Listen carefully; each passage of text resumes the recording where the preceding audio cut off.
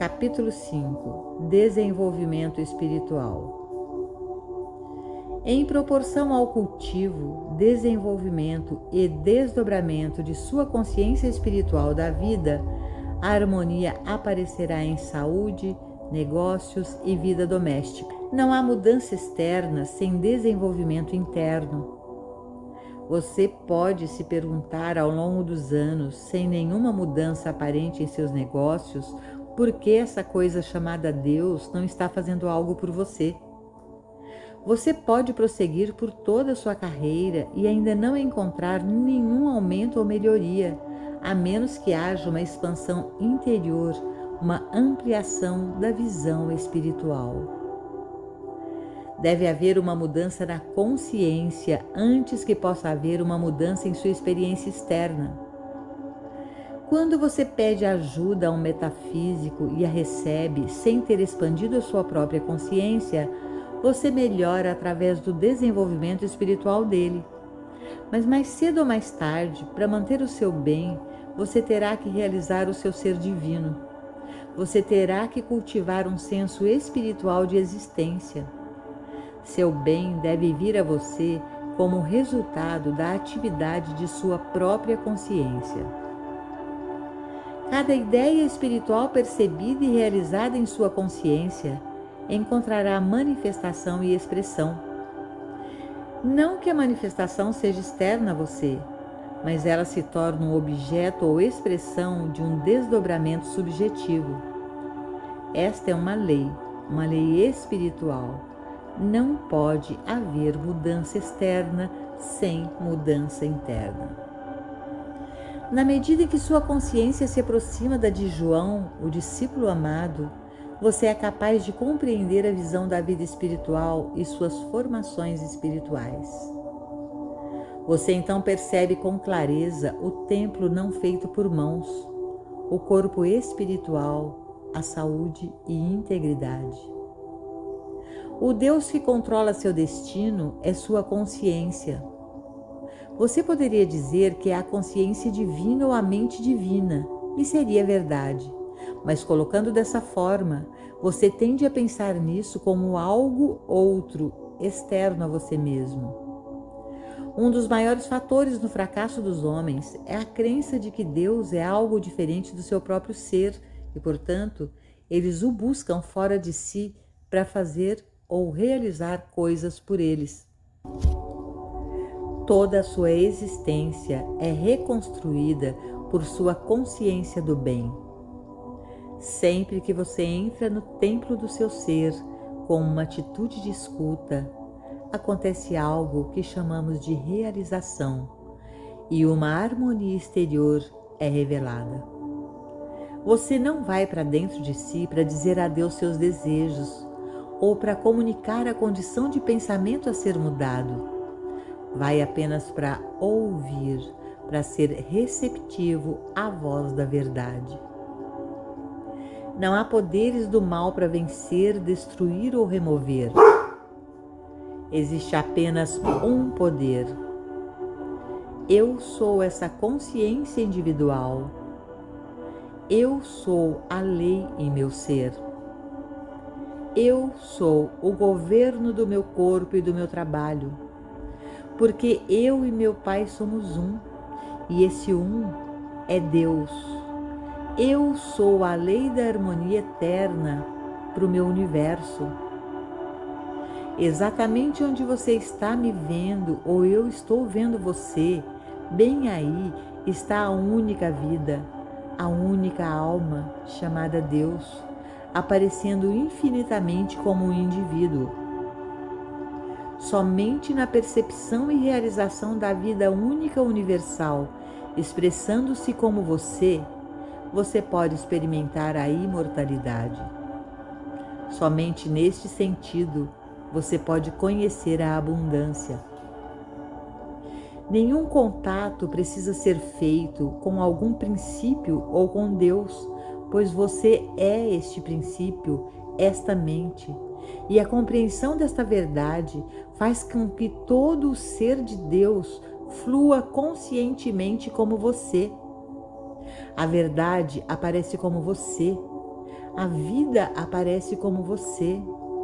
A alma se revela como você.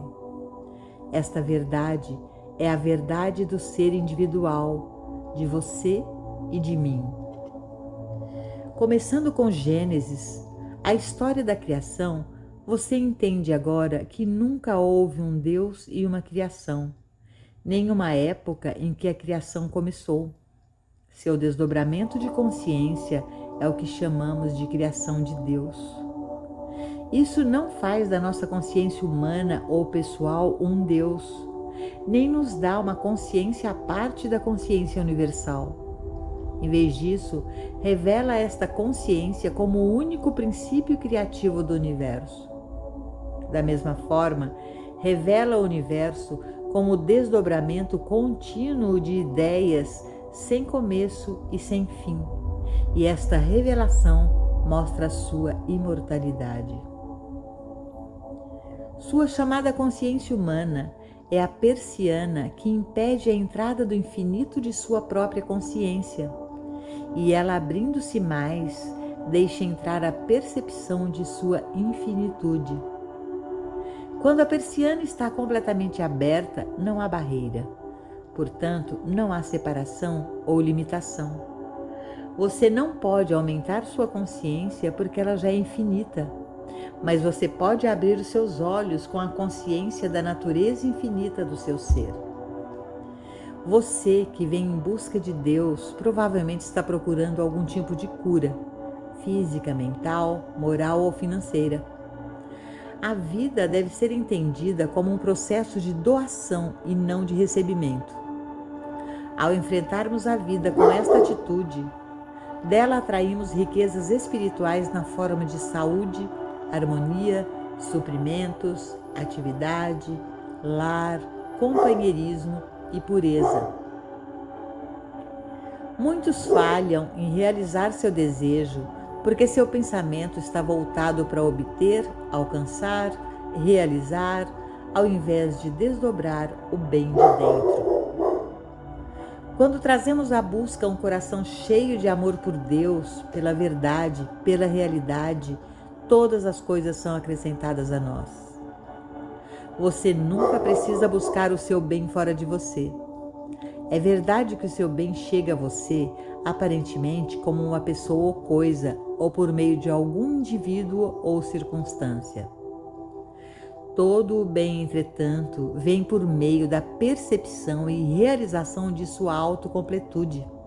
Essa percepção é que é a sua necessidade. A vida é autossustentável. A vida individual é autossustentada.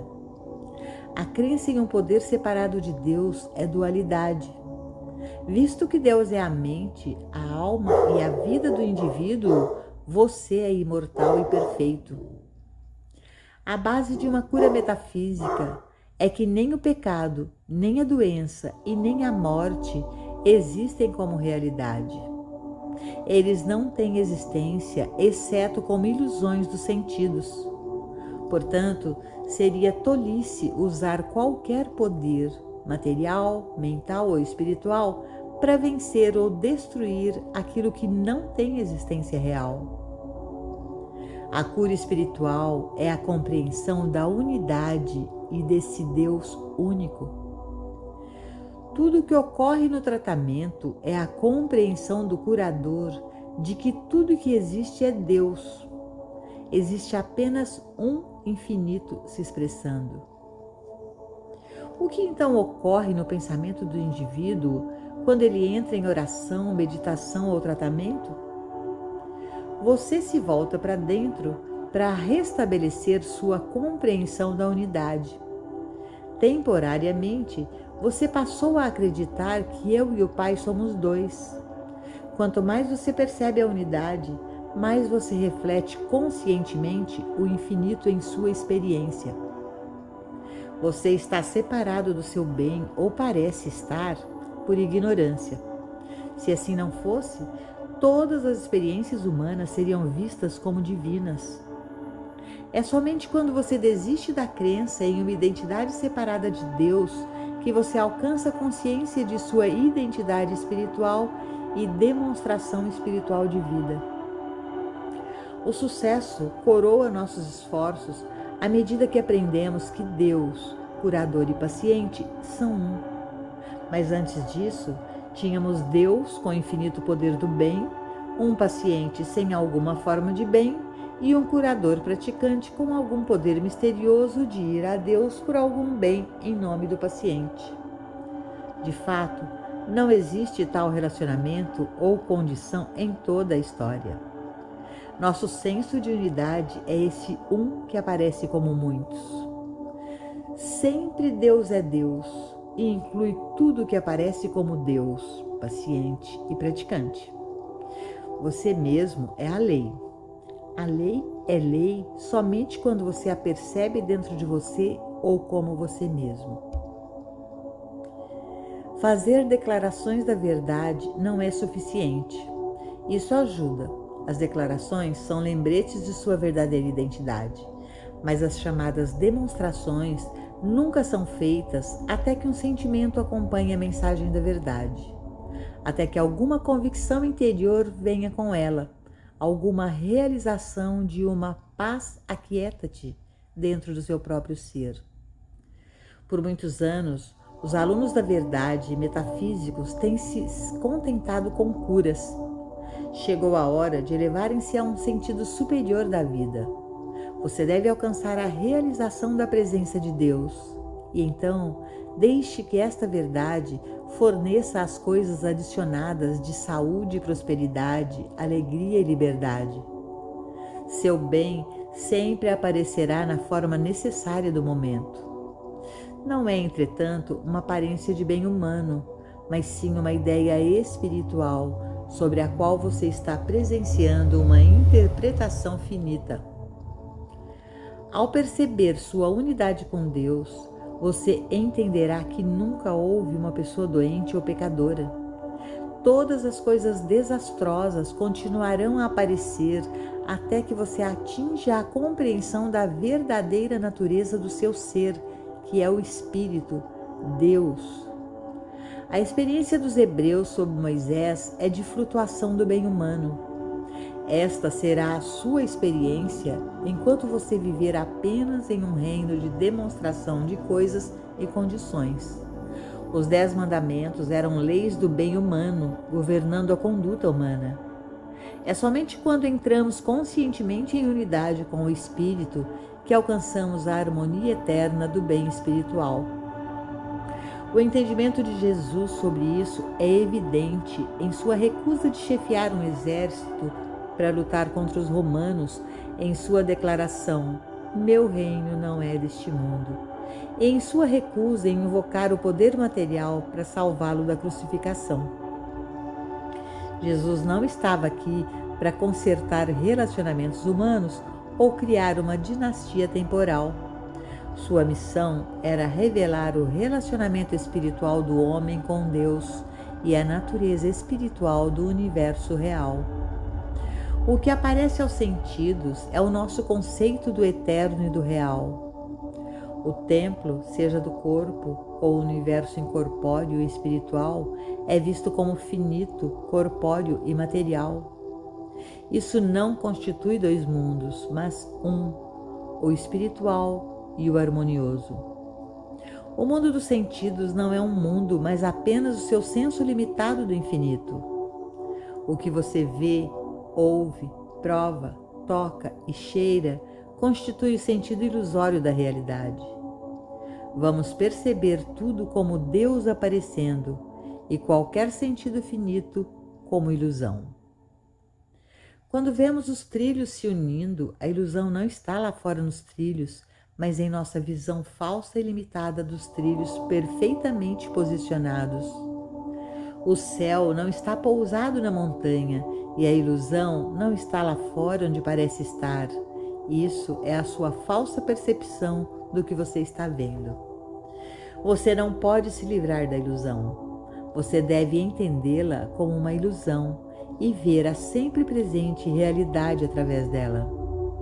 Compreenda que tudo que aparece é Deus aparecendo, mesmo que você mantenha momentaneamente uma sensação ilusória disso e então até mesmo a ilusão será dissipada. O erro nunca é pessoal. Portanto, você nunca deve condenar uma pessoa, mas ver o erro como algo impessoal, parte do mesmerismo universal e não parte de qualquer indivíduo. Com essa impersonalização do erro, você o desfaz. Uma das grandes leis da Bíblia é: ama os teus inimigos, abençoa os que te maldizem, faze o bem aos que te odeiam e ora pelos que te maltratam e te perseguem. Mateus 5:44. Sua compreensão da oração de perdão é a realização da unidade. Saber que aquilo que está aparecendo como perseguidor, odiador, inimigo em qualquer forma, é realmente o próprio Cristo, que o sentido finito interpretou mal. Isso irá libertá-lo de quaisquer efeitos malignos de ódio, perseguição e inimizade. Nunca se esqueça de que, na realidade, não há enfermo para curar, nem pecador para reformar. Apenas a presença do Cristo para ser discernida espiritualmente. Esta é a verdadeira lei do perdão. Assim, oramos por nossos inimigos. Existe uma crença predominante de que o pensamento de certos indivíduos ou grupos pode prejudicá-lo. Você não pode sofrer por qualquer crença que não seja a sua própria aceitação de uma identidade separada de Deus. Aqueles que nutrem a crença em duas mentes, em uma vida que pode ser prejudicada ou terminada, ou em uma individualidade separada de Deus, sofrem com essa crença na mesma proporção em que ela é aceita. Isso também pode ser curado em um momento, abandonando-se a crença em dois poderes, a crença em mais de uma presença. O propósito do seu estudo é, primeiro, o melhoramento da humanidade, o melhoramento da saúde, riqueza, harmonia, companheirismo, lar e segurança. A pessoa média, satisfeita, para por aí. Em sua igreja, casamento, negócios e corpo, eles encontram maior senso de bem e então ficam contentes. E por causa disso, os problemas do mundo nunca são resolvidos. Na melhor das hipóteses, eles prolongam seu senso de existência humano. Adiam por alguns anos a data em sua lápide.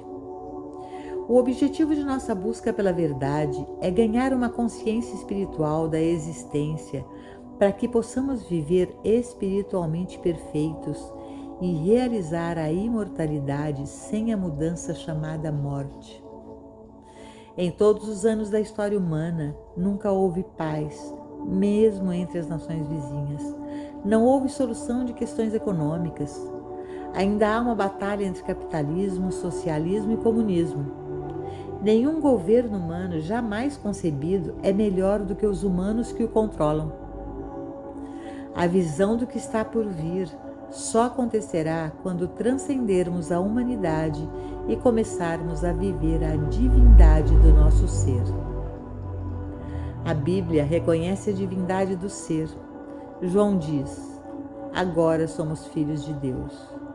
E em outro lugar foi dito por Paulo: não sabeis que sois deuses? Em toda a Bíblia você encontrará promessas da vinda do homem espiritual. O Antigo Testamento contém muitas profecias sobre a vinda do homem espiritual, o Messias, o Salvador. A crença é que essas profecias se referiam à vinda de um homem espiritual em particular. Que valor teria para o mundo se todos os Jesus, Buda e Shankara já evoluídos tivessem atingido a cristandade e nós não? Todos esses homens profetizaram e previram por séculos, mas o advento do Cristo não é a vinda de um homem que seria perfeito, mas a vinda da perfeição em você e em mim. Espiritualmente entendida, a Bíblia nunca é pessoal, nem mesmo quando usa os nomes de pessoas, séculos, cidades e rios, mas sim estes significam e simbolizam qualidades espirituais e atividades da consciência. O único valor da profecia da vinda do Cristo é quando é entendida como o advento do Cristo ou a consciência espiritual em você e em mim. O Cristo, esse ideal espiritual, essa consciência espiritual, torna-se evidente, nasce como sua consciência individual, destronando o senso falso e limitado de identidade. É uma realidade presente que aguarda nesse mesmo instante o seu reconhecimento e demonstração. Os hebreus sempre profetizaram a vinda desse Messias. Não apenas aqueles que seguem o ensino da Igreja Hebraica, mas muitos cristãos são realmente hebreus na medida em que profetizam ou esperam a vinda de Cristo. De acordo com a tradição hebraica, o Cristo ainda está por vir. De acordo com as igrejas cristãs, o Cristo esteve entre nós por um breve período e desde então a segunda vinda é aguardada. Como o mundo deve parecer sem esperança para ambos?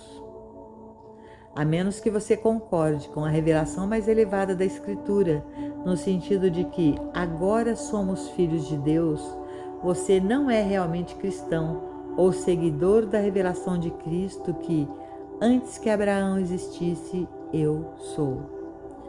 Esta declaração coloca o Cristo como o antigo dos dias antigos e a verdade, eis que estou sempre convosco até o final dos tempos.